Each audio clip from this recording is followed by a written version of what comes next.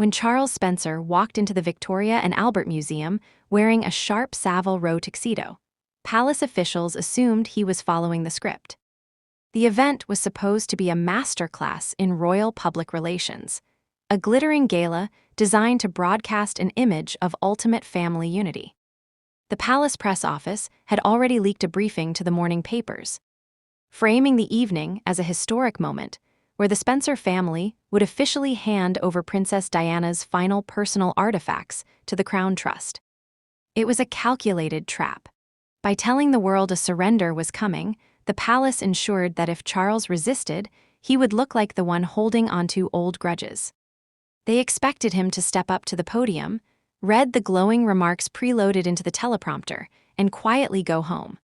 They had no idea he was carrying a folded piece of blue paper in his pocket that would permanently shatter their carefully constructed narrative in less than 15 minutes. What the courtiers and handlers in that room didn't realize was that they were walking into a legal ambush 6 months in the making. In absolute secrecy, without alerting staff, friends, or anyone connected to the palace apparatus, Charles Spencer and Prince William had been quietly working with a top-tier legal team. They were exploiting a brilliant, forgotten vulnerability buried deep within Diana's 1996 divorce settlement. While royal lawyers back then had been obsessively focused on stripping Diana of her Royal Highness title and absorbing her physical assets, her own legal team had quietly slipped a minor clause into paragraph 17, subsection 4. It stated that her private intellectual property, including personal journals, letters, and diaries, would forever remain the sole property of a private citizen. The palace dismissed it as trivial at the time. 3 decades later, that overlooked detail became the foundation for an absolute institutional crisis. The atmosphere inside the gala before the speech gave no hint of the coming storm. Queen Camilla sat at the head table, surrounded by loyal aristocrats and international dignitaries, wearing the historic Greville emeralds. The room was decorated with white lilies, Diana's favorite flower, in what felt like a heavy-handed attempt to absorb her memory into the current regime. Camilla's PR team had spent years reshaping her image from the controversial third party in a royal marriage to the dignified, stabilizing matriarch of the modern firm. This night was meant to be the final victory lap for that campaign. When an equerry whispered a warning about Charles Spencer's visible tension upon arrival, Camilla reportedly waved it off, assuming the Earl was simply struggling with the humiliation of public submission. But public submission was the furthest thing from anyone's mind at the Spencer table. 2 tables away, Prince William sat in his formal evening dress, projecting total, icy composure. His calm appearance masked a massive security breach. Tucked inside his jacket was an encrypted device. As the heir to the throne, William possessed emergency override codes for the Royal Broadcasting Network, a security protocol meant exclusively for national crises. He didn't just scramble the teleprompters, he completely hijacked the live broadcast feed. The moment Charles Spencer reached the podium and looked at the pre-approved speech on the glass screens, William initiated a Code Alpha override. The teleprompters went dark, and the museum's underground control room dissolved into pure chaos. Technicians frantically typed commands, only to find themselves completely locked out of their own systems. The broadcast couldn't be cut without physically pulling the main power lines to the entire museum, which left 3 million viewers at home watching the unfolding drama in real time. With the teleprompters blank, Charles Spencer reached into his jacket and pulled out the document bearing the unmistakable seal of the High Court of Chancery. This specific court doesn't handle criminal matters. It rules on trusts, estates, and permanent legal ownership.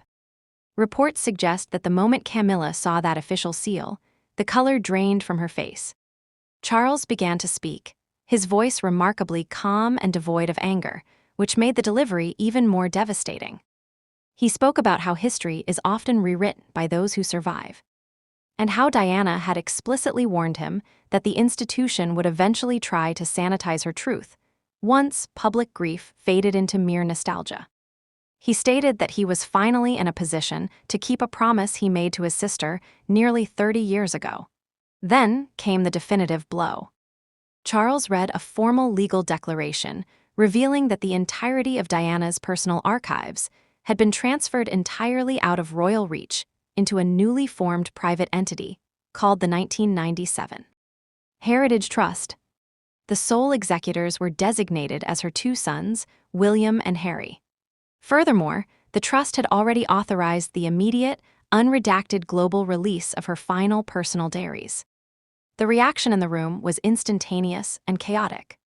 Camilla reportedly recoiled, accidentally spilling a water goblet across the pristine tablecloth, while the rigid etiquette usually maintained by the aristocratic crowd completely collapsed. Duke stood up in disbelief, whispers turned into open gasps, and the press corps pushed past security barriers as mobile devices across the room began flashing with breaking news alerts. As the room erupted, William bypassed his frantic protection officers and walked directly to the head table. Bracing his hands on the wet tablecloth, he looked directly at his stepmother. When asked what he had just done, William reportedly responded that he had secured his family's history, before showing her the screen of his device. It displayed automated delivery confirmations sent directly to the world's largest media outlets. The global embargo on Diana's private papers was lifting in less than 60 seconds. Journalists in the room, who immediately pulled up the decrypted files on their tablets, were visibly shaken. Diana's final entries, from August 1997, contained a chillingly accurate prediction of the exact scene playing out that evening.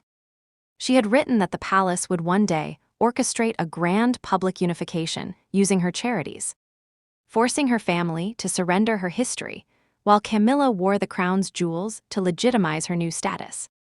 The crisis escalated further when the secure red telephone at the head table began ringing. King Charles was watching the live transmission from Buckingham Palace and was calling to intervene. William intercepted the receiver from a trembling equerry, walked straight to the podium, and pressed the phone directly against the live microphone so the entire global audience could hear the exchange. The king's voice came through raw and urgent, demanding that his son cut the feed immediately. William, standing where his uncle had just delivered the initial blow, let decades of silence drop away. He spoke directly into the microphone. Reminding his father of the freezing morning at Balmoral, he spoke of the decades spent acting as the loyal, obedient shield for an institution that demanded everything and offered no flexibility in return. William concluded the call with a final statement that cut through 30 years of royal protocol. The crown did not own his mother's soul, and it would no longer own her history. He then disconnected the line on the reigning monarch. A brief, stunned silence gripped the room before it completely broke out into a thunderous ovation. Ambassadors, charity executives, and guests stood to cheer, leaving the palace's carefully managed image completely ruined on their own stage. The legal reality had changed permanently. Because the new trust is completely sovereign, no royal lawyer or government official has the power to seal those archives again. The palace spent 3 decades trying to control the narrative, only to watch it completely dissolve in a single night.